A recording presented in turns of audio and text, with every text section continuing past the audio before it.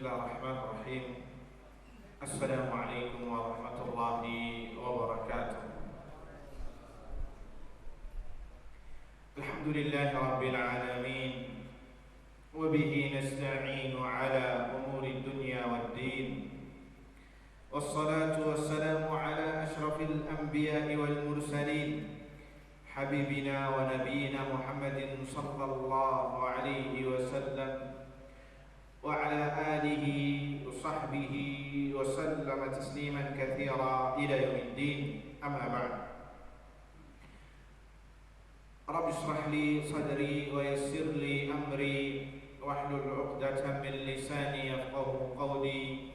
Allahumma la sahla illa ma ja'altahu sahla wa anta taj'alul huzna idza syi'ta sahla. Allahumma inna nas'aluka 'ilman nafi'a wa rizqan thayyiba wa 'amalan mutaqabbala.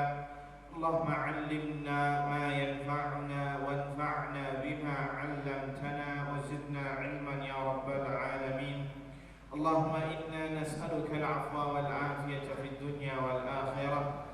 Allahumma inna na'udzu bika minal barasi wal jununi wal judami wa min sayyi'il asqam.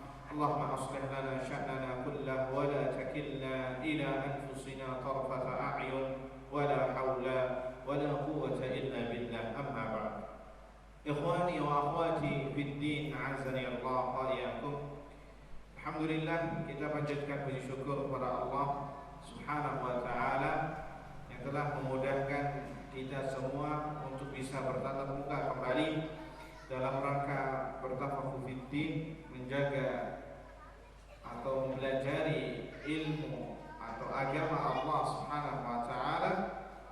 Mudah-mudahan kita termasuk orang yang dikehendaki baik oleh Allah Subhanahu wa taala di dunia wal akhirah. Allahumma amin. Ikhwani wa akhwati fiddin, a'azzani Allah wa iyyakum. Masih melanjutkan pembahasan kitab Al-Ushul Tsalatsa, 3 pondasi utama yang wajib diketahui oleh seorang muslim serta untuk diamalkan, karya Syekh Muhammad bin Abdul Wahhab At-Tamimi rahimahullah ta'ala.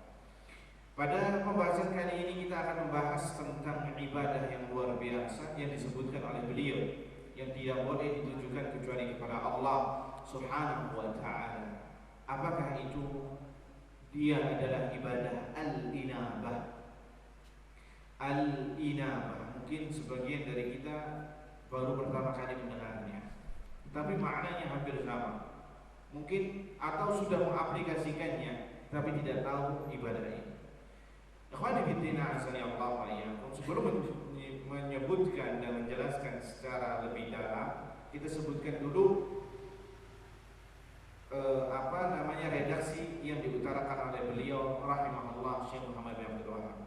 Kata beliau, wa dalilul inabah, dalil bahwasannya inabah yang kita akan sebutkan adalah bagian dari ibadah. Firman Allah Subhanahu wa taala dalam surat Az-Zumar ayat 54, wa anibu ila rabbikum wa aslimu lah. Wa anibu, berinabahlah kalian kepada Allah Azza wa Jalla.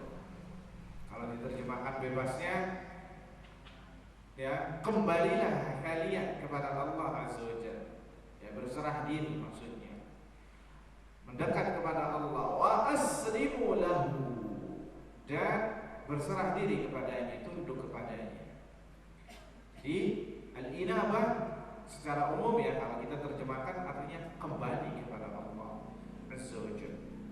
Inabah ini kata para ulama disebutkan nanti adalah ibadah yang hampir mirip dengan taubat. Yang hampir mirip dengan taubat, illa annaha aradtu minha. Akan tetapi inabah ini lebih tipis lagi atau lebih krusial lagi, lebih perdalam lagi daripada at-taubah. Yang maknanya lebih jalan. Baik, ikhwani fiddin, azza Allah wa iyyakum. Di sini kata Syekh Shalih Sindi hafizahullah taala mengatakan, al-inabah, sebelum kita membahas lebih Inabah disebutkan oleh para ulama, kata Syekh Shalih Sindi hafizahullah taala, adalah ar-rujur. Secara bahasa artinya kembali. Secara bahasa artinya apa? Kembali. Itu secara bahasa. Ya. Adapun secara istilah, yang secara syariat, inabah disebutkan di sini oleh Syekh Muhammad bin Shalih Al-Utsaimin rahimahullah taala, mengatakan al-inabah ar-ruju'u ila Allah bil qiyam bi ta'atihi wa ijtinabi ma'siyatihi. Al-inabah artinya adalah kembali kepada Allah Azza wa Jalla secara totalitas. Yang dulunya jauh kembali kepada Allah, mendekat kepada Allah. Dengan apa mendekatnya? Bil qiyami bi ta'atihi, dengan menjalankan ketaatan kepadanya. Wajtinabi ma'siyatihi, dan menjauhi maksiat yang Allah larang. Itu al-inabah.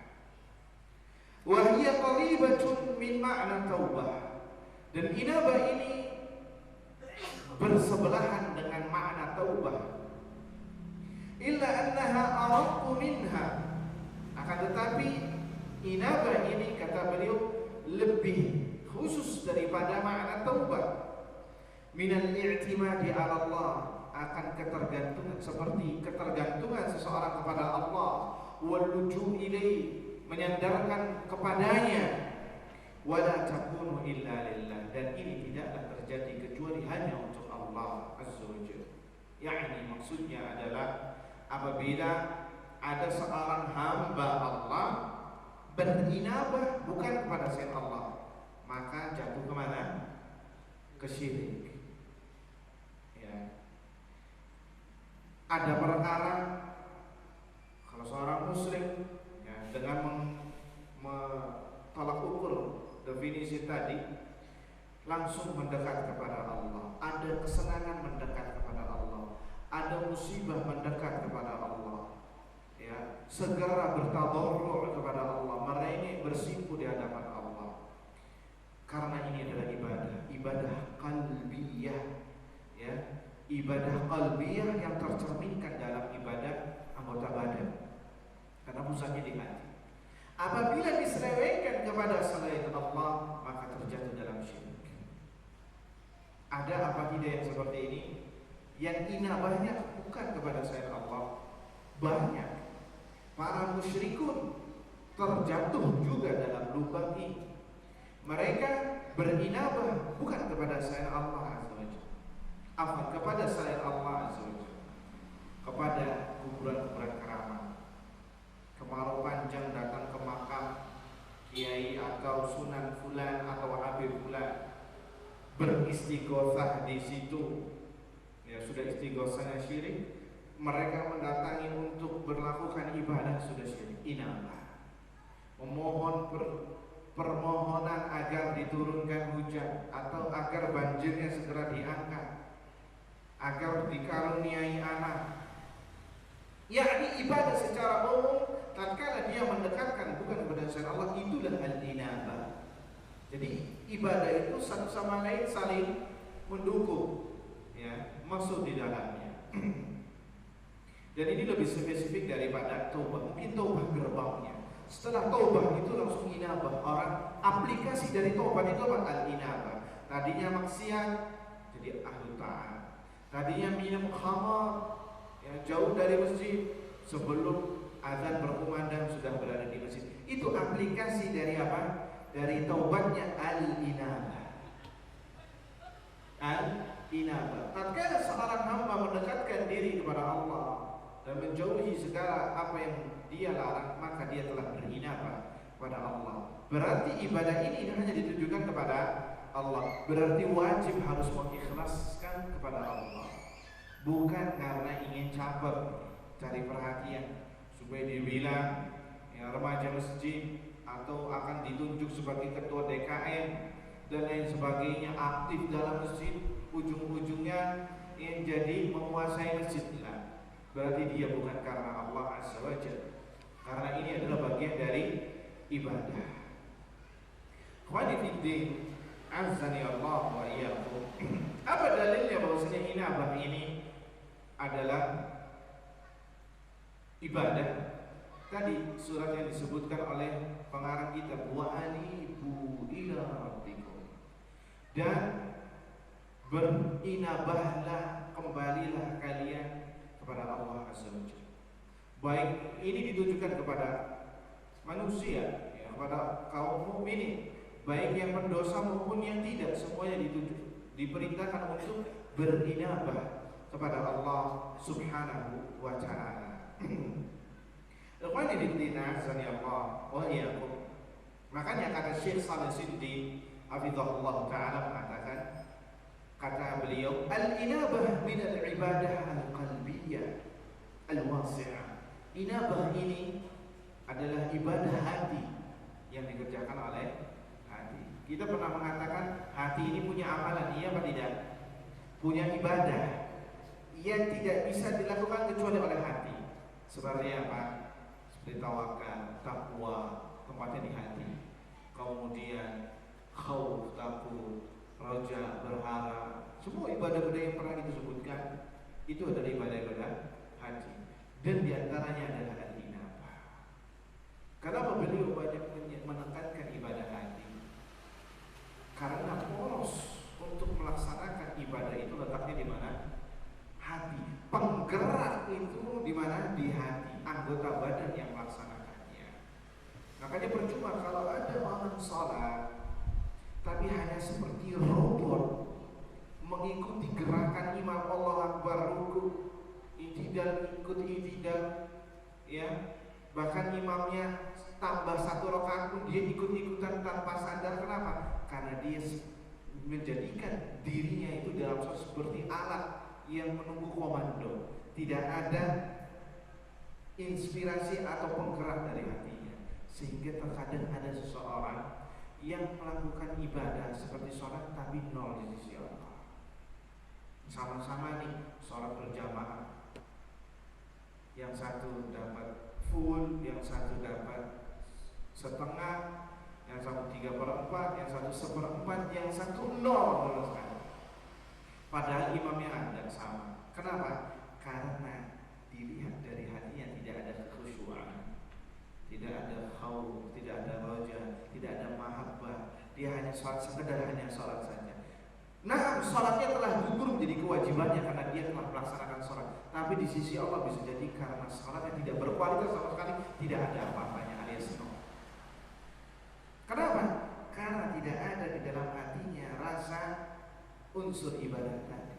Jadi penting ayuhan ikhwah untuk memperhatikan hati kita.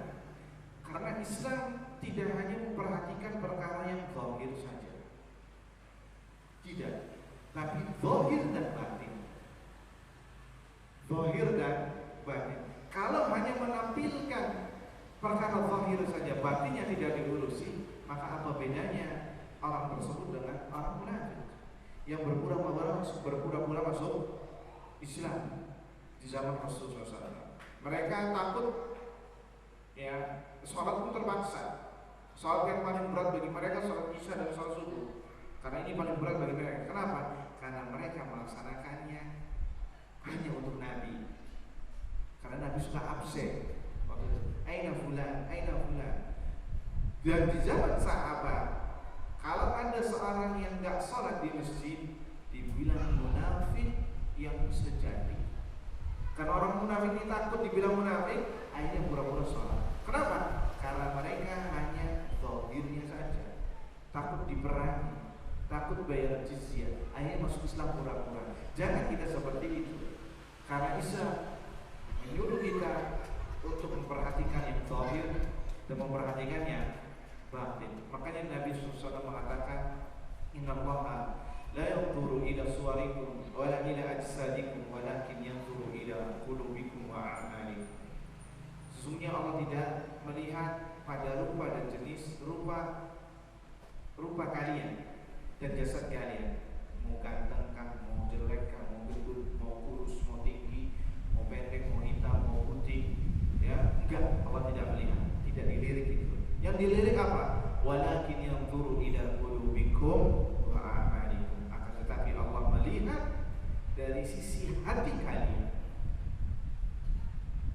bersihkan, jernihkah, baguskah, ada amalan-amalannya, amal-amalannya kah ataukah tidak, hatinya hidupkah atau mati. Kemudian kata Nabi, wa a'malikum, dan amalan kalian, ya, zahir dan batin itu dijelaskan oleh al-Islam. Ya, baik, ikhwani fillah, azza wa jalla. Kata beliau, kata Syekh Shalih Sindi hafizahullah taala mengatakan, al-inabatu min al-ibadati al-qalbiyah. Al-inabah min al-ibadati al-qalbiyah al-wasi'ah. Inabah adalah ibadah hati yang sangat luas. Kata beliau, wa idza mata yakunu al-insanu muniban lillahi subhanahu wa ta'ala. Ini penting. Oleh karenanya maka, karena ini ibadahnya sangat luas cakupannya, hampir seluruh ibadah, ketika seorang hamba melakukan ibadah maka dia dikatakan munib, beribadah. Tapi kata Syekh, kapan seorang itu dikatakan muniban, melakukan inabah kepada Allah Subhanahu wa taala? Apa norma-normanya? Apa poin-poinnya, syarat-syaratnya sehingga seorang hamba dikatakan munib? Yani munib artinya yang berinabah. Ini penting ya untuk dicatat. Kata beliau Syekh Shalih Sindi hafizahullah taala mengatakan, qala ulama mengatakan, yakunu muniban ila Allah taala idza jama'a arba'ata umur. Seorang dikatakan munib, berinabah kepada Allah apabila terkumpul di dalamnya 4 syarat, 4 perkara.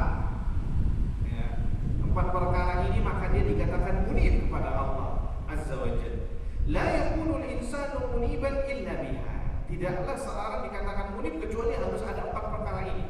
Apabila salah satu dari 4 ini tidak ada, maka tidak dikatakan sebagai munib yang berinabah kembali kepada Allah. Yang pertama adalah mahabbatullah. Di dalam hatinya ada kecintaan dia kepada Allah Subhanahu wa taala. Kecintaan yang benar-benar cinta secara jujur, tidak hanya sekedar klaim, tapi diaplikasikan ya dengan dia melaksanakan perintah Allah Azza wa Jalla. Ada unsur mahabbah kepada Allah Azza wa Jalla. Dia melaksanakan ketaatan dan menjauhi maksiat karena ada unsur mahabbah, cinta karena Allah Azza wa Jalla. Itu yang pertama.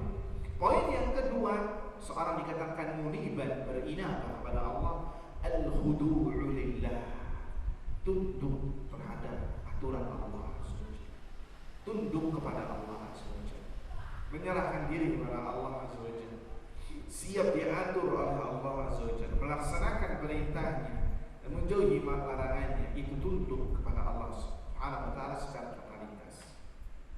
Itu yang kedua. Kira-kira kita bisa apa tidak seperti syarat-syarat yang keempat ini. Yang ketiga adalah al-iqbal ala Allah, bersegera untuk datang kepada Allah, bersegera, bergegas, semangat melaksanakan ketaatan kepada Allah. Kita tanya pada diri kita sendiri, apakah kita semangat, antusias melaksanakan perintah Allah Azza wa Jalla, melaksanakan ibadah, jangan jauh-jauh perkara yang sunnah, perkara yang wajib saja, salat 5 waktu.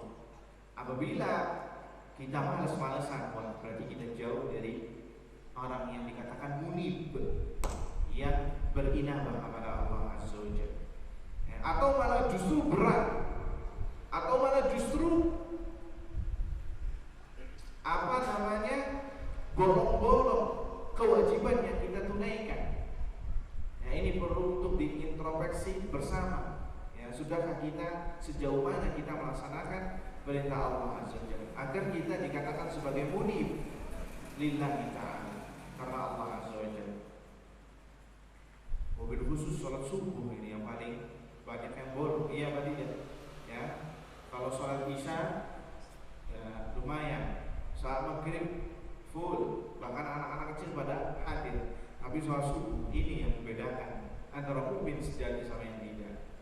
Kenapa? Yang menggerakkan adalah iman, bukan alarm, bukan apapun, tapi iman yang memperdengarkan dia azan subuh untuk bisa ke masjid, ya, tergerak untuk bangun, mudah tidak berat. Itu siapa? Iman, pertolongan dari Allah Azza wa Jalla. Makanya lihat, orang yang bermaksiat di malam hari, dia suka sekali untuk salat subuh. Suka sekali untuk salat subuh. Ya, karena apa? Karena iman yang bergerak. Iman yang ada di dalam hatinya yang memerintahkan dia untuk bangun subuh dan mau dimudahkan. Subhanallah. Ya. Dan sebagainya. Yang keempat, yang terakhir di antara 4 perkara yang terkumpul dari orang yang munib, berinabah kepada Allah, al-i'radu 'amma siwa, berpaling dari selain Allah Azza wa Jalla. Ya, berpaling dari hal-hal yang bisa menjauhkan dia dari Allah, maka ia tinggalkan. Maka apabila seorang hamba ini memiliki memiliki 4 kriteria di atas, maka dia dikatakan sebagai orang yang muniban kepada Allah Subhanahu wa taala. Mahabbatullah yang pertama, cinta kepada Allah Azza wa Jalla dalam hatinya. Kemudian yang kedua, al-khudu'u lillah, tunduk kepada aturan Allah Azza wa Jalla. Kemudian yang ketiga, al-iqbal 'ala Allah Azza wa Jalla, antusias, bersegera untuk melaksanakan perintah Allah Azza wa Jalla, tidak merasa berat hati atau tidak merasa lain sebagainya. Kemudian yang keempat, al-i'radu 'amma siwahu, berpaling dari hal-hal selain Allah Azza wa Jalla atau dari hal-hal yang bisa menjauhkan dia dari Allah Subhanahu wa taala, yang menodai, mengotori kecintaan dia kepada Allah, keimanannya, maka ia jauhkan. Nah, maka apabila mendapatkan 4 perkara ini, dia dikatakan sebagai muniban kepada Allah Subhanahu wa taala. Ikhwani fillah, azani Allah wa iyyakum. Kemudian Syekh Shalih Sindi hafizahullah mengatakan, melanjutkan nasihatnya, kata beliau, la yaqulul munibu muniban illa bihadza. Ketahuilah, seorang hamba tidak dikatakan munib, berinabah, kecuali memiliki 4 perkara tadi.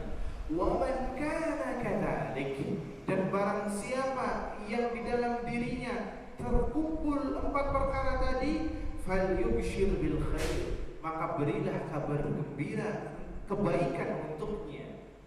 Ya, lahul busyra min Allah, dia mendapatkan kabar gembira dari siapa? Dari Allah Azza wa Jalla. Apa dalilnya? Dalam surat Az-Zumar ayat 17, Allah Azza wa Jalla berfirman, walladzina ijtanabu at-taghuta an ya'buduha wa anabu ila Allah, dan orang-orang yang menjauhi taghut. Taghut ya, karena tafsirnya adalah iblis yang paling tinggi, yakni maksiat dan lain sebagainya, berhukum pada selain Allah, bermaksiat atau menyembah kesyirikan, menjauhi kesyirikan. Walladzina ijtanabu taghut, dan orang-orang yang menjauhi taghut, an ya'buduha, untuk mereka sembah, ya, wa anabu ila Allah, kemudian mereka berinabah kepada Allah Azza wa Jalla. Tadi dengan 4 syarat tadi, berinabah, kembali kepada Allah. Apa yang mereka dapatkan? Apa yang mereka dapatkan? Maka kata Allah Azza wa Jalla, lahumul busyra, maka bagi mereka, orang yang meninggalkan tauhid dan berinabah kepada Allah, bagi mereka al-busyra, kabar gembira. Kabar gembira dari Allah, fabashshir ibad, maka berilah kabar gembira wahai Muhammad kepada hamba-hambaku, kepada hamba-hamba Allah Azza wa Jalla tentang perkara ini. Ya, abshir bil khair, ya ayyuhal munibu ila Allah, kata Syekh. Berilah kabar gembira, kebaikan kepada ya ayyuhal munib, wahai orang yang melaksanakan inabah kepada Allah Azza wa Jalla. Ya, falladhi yubshiruka, karena orang zat yang memberikan kabar gembira adalah Allah Azza wa Jalla, la yukhliful mi'ad, yang mana Allah tidak menyalahi janjinya. Ikhwani fiddin, azani Allah wa iyyakum.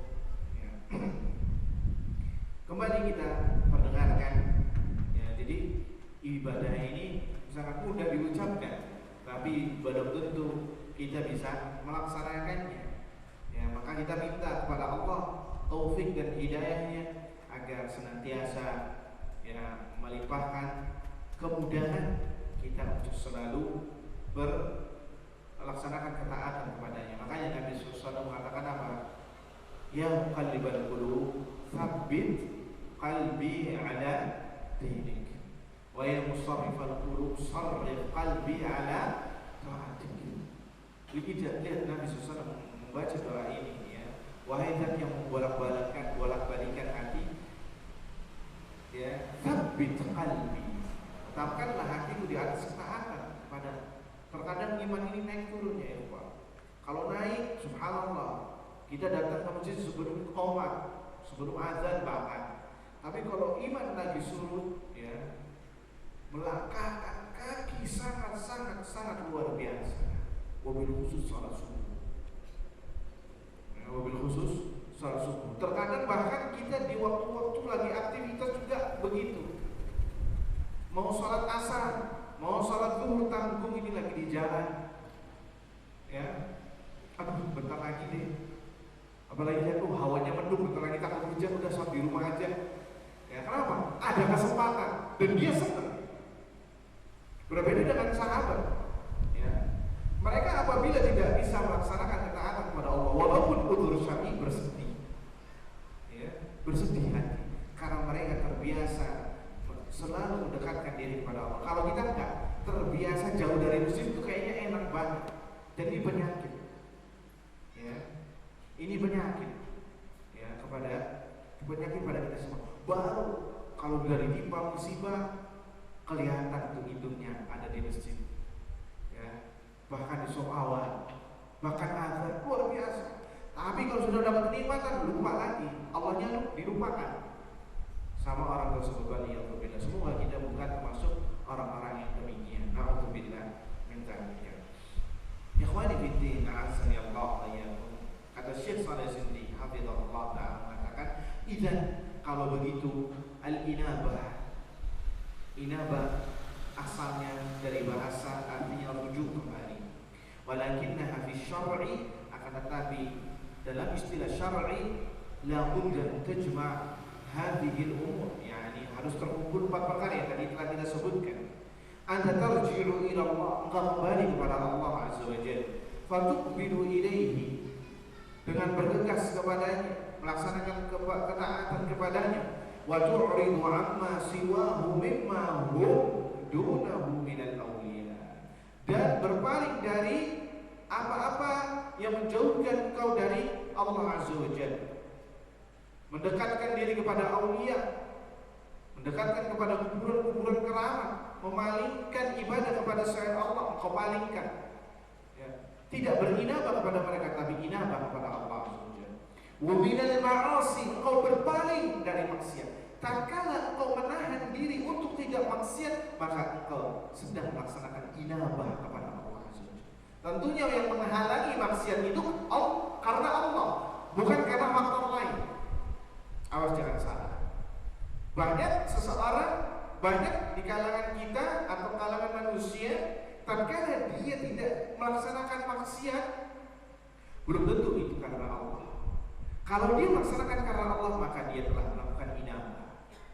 Tapi ada beberapa orang meninggalkan maksiat karena faktor dunia, faktor jabatannya. Kalau saya kayak korupsi, jabatan saya langsung saya.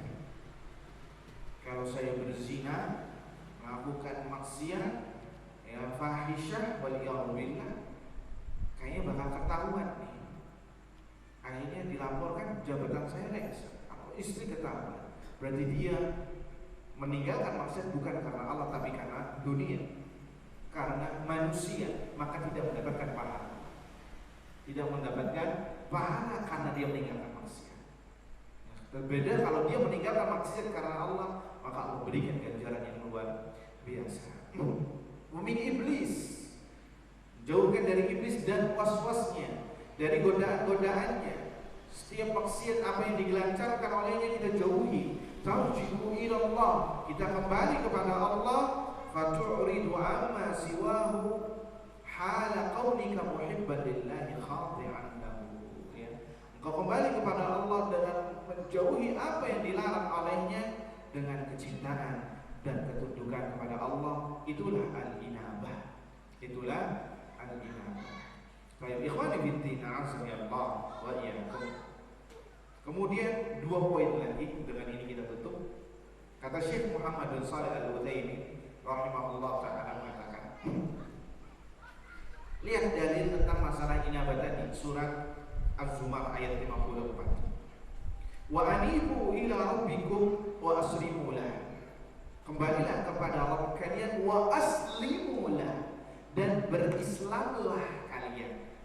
Islam di sini artinya istislam, yakni menyerahkan diri kepada Allah, tunduk dengan ketundukan kepada Allah Azza wa Jalla.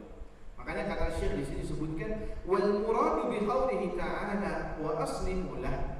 Yang dimaksud dengan perkataan Allah wa aslimu lah, berislamlah kalian, yakni al-Islam syar'i, Islam yang syar'i. Loh, apa itu Islam yang syar'i? Ya, nanti kita akan jelaskan. Kata Syekh, wa huwa istislamu li ahkamillahi syar'iyyah, yakni menyerahkan diri, tunduk dan patuh kepada Allah terhadap perintah-perintah atau hukum-hukum Allah yang syar'i, yang syar'iyyah. Ya, seperti ibadah yang Allah perintahkan kepada kita, maksiat yang Allah jauhkan, yang Allah perintahkan untuk kita jauhi, itu adalah hukum-hukum syar'i. Yang wajib, yang sunnah itu hukum-hukum yang syar'i. Lah kok kenapa ada permisalan seperti ini? Karena kata Syekh, i'lam, ketahuilah bahwasannya Islam itu dibagi menjadi 2. Islam sini artinya istislam, ketundukan kepada Allah, itu dibagi menjadi 2. Yang pertama adalah Islam qaumi. Islam qaumi, ketundukan secara kauniyah. Apa kauniyah? Hukum sunnatullah. Hukum sunnatullah. Apa maksudnya? Kata beliau, huwal istislamu li hukmihil qauni. Yakni seseorang tunduk terhadap Allah, terhadap hukumnya, hukum al-qauni yang totalitas, yang sunnatullah tadi. Ya, seperti apa? Wa hadza 'amun li kulli man fis samawati wal ardh. Dan ini meliputi semuanya, seluruh makhluk Allah Azza wa Jalla tunduk kepada Allah secara kauni, baik yang ada di langit maupun yang ada di bumi, bahkan manusia semuanya, bahkan kafir pun tunduk kepada Allah terhadap hukum Allah al-kauni ini. Baik itu mukmin, baik itu kafir, baik itu orang yang taat, baik itu orang yang pendosa, semuanya tunduk kepada perintah Allah ini al-kauni, dan tidak ada satu orang pun yang membangkang, dan tidak ada seorang pun yang mendebangkan. Apa dalilnya? Sebelum mengucapkan dalilnya, contohnya dulu. Contohnya, Ustaz, apa itu hukum Allah al-kauni? Yakni ketetapan Allah secara umum yang non-syar'i, seperti sehat. Itu ketetapan dari Allah apa bukan? Ketetapan dari Allah apa bukan? Nah, sakit, ketetapan dari Allah apa bukan? Ketetapan Allah.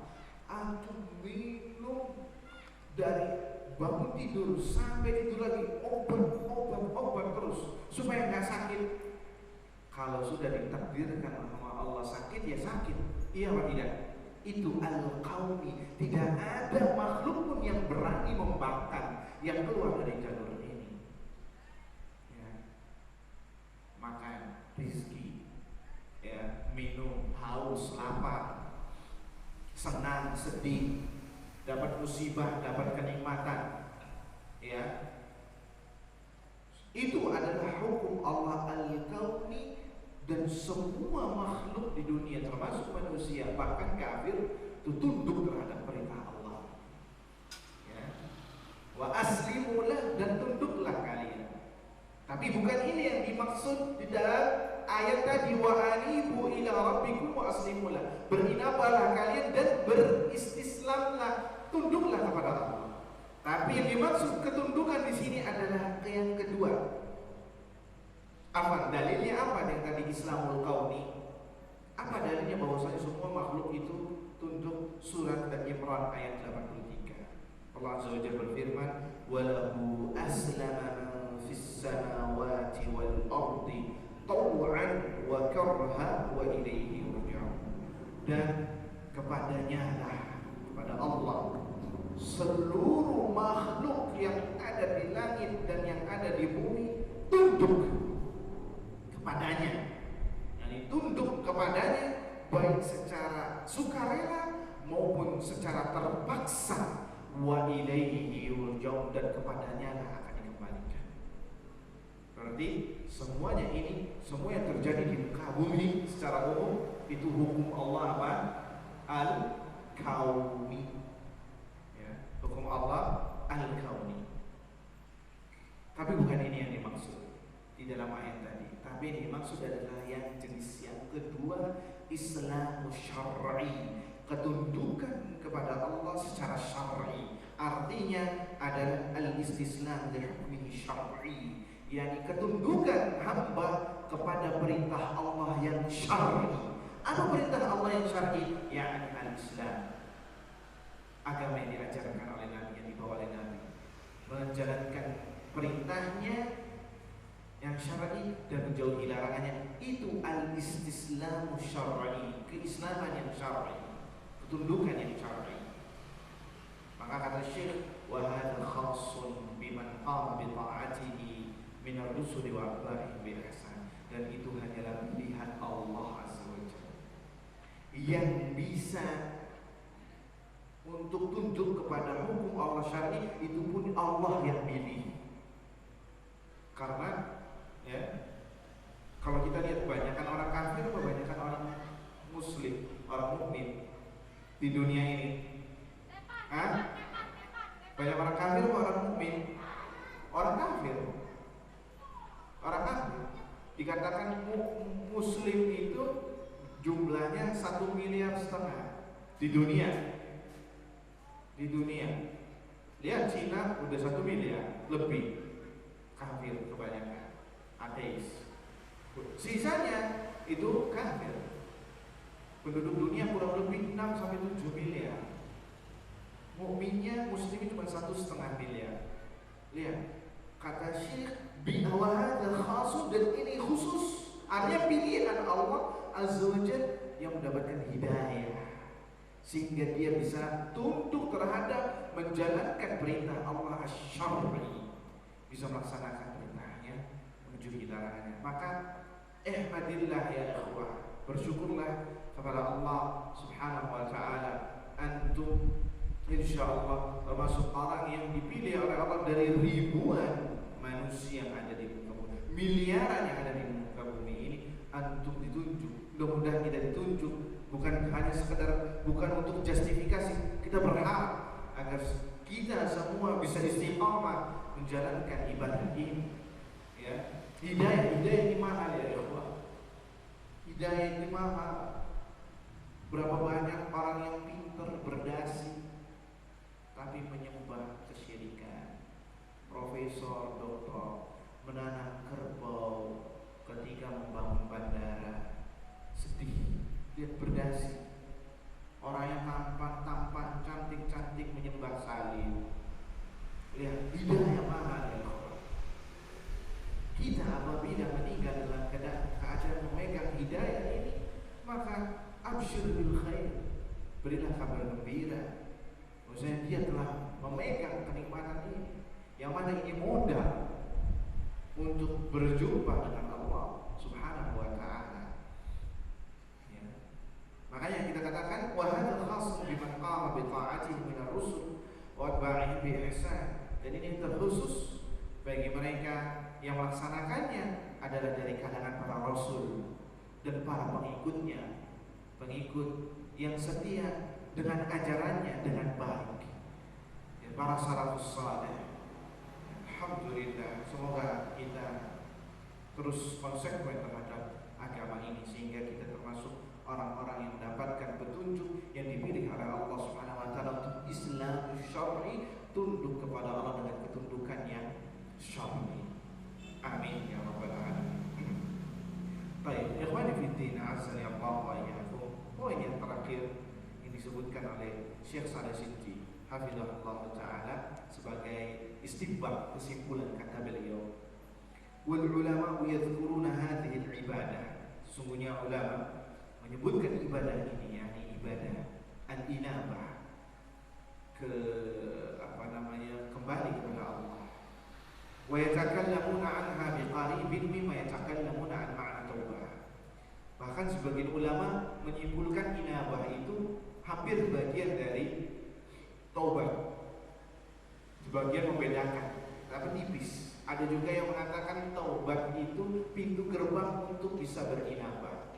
Karena hasil dari taubat nasuha, bukan taubat yang kalau kata orang taubat sambal ya, itu dilihat dari hasilnya, mana ada buktinya apa tidak, maka buktinya adalah al-inabah. Dilihat setelahnya, keadaannya lebih baik apakah tidak. Kalau keadaannya seperti itu saja, hanya sekedar klaim saya sudah bertaubat, saya sudah hijrah katanya, tapi perilaku dan pola hidupnya masih sebelum hijrah, maka itu sekedar klaim, tidak bisa diangkat. Dan Allah lebih tahu daripada kita hanya bisa melihat zahir. Allah mengetahui zahir dan yang batin.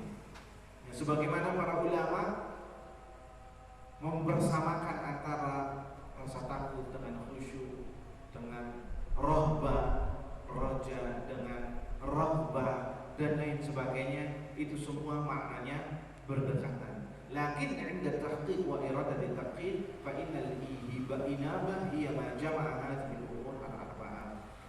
Secara umum taubat dan inabah itu berdekatan, akan tetapi kata Syekh, setelah ditelusuri kembali, maka inabah tidak bisa dikatakan inabah, seorang tidak dikatakan munib berinabah kecuali memiliki 4 perkara tadi, yakni mahabbatullah, kecintaan kepada Allah, kemudian ketundukan kepada Allah, bersegera melaksanakan perintah Allah Azza wa Jalla, kemudian yang keempat adalah berpaling dari apa yang menjauhkan dia kepada Allah Subhanahu wa taala. Itulah al-inabah. Itulah al-inabah. Semoga apa yang disampaikan bisa bermanfaat untuk saya pribadi dan kepada antum semua, dan mudah-mudahan bisa diaplikasikan dalam kehidupan kita sehari-hari. Kita cukupkan sampai di sini. Subhanallah wa bihamdika asyhadu an la ilaha illa anta astaghfiruka wa atubu ilaik. Assalamualaikum